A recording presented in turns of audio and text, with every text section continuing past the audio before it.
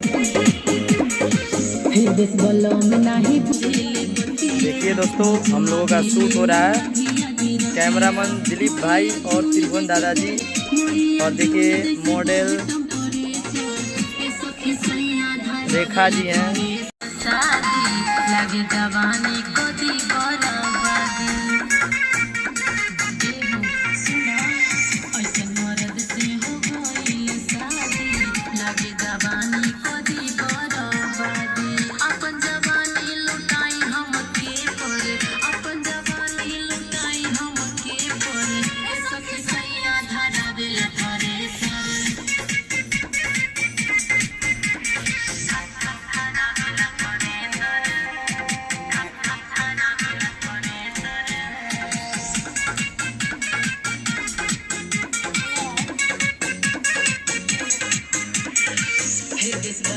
नहीं बुझले बतिया जुआ बेले आधी आधी रतिया सुना हे दिस बलम नहीं बुझले बतिया जुआ बेले आधी आधी रतिया मैया जून जैसे बढ़े टेंपरेचर मैया जून जैसे बढ़े टेंपरेचर ए सखी सैया धारा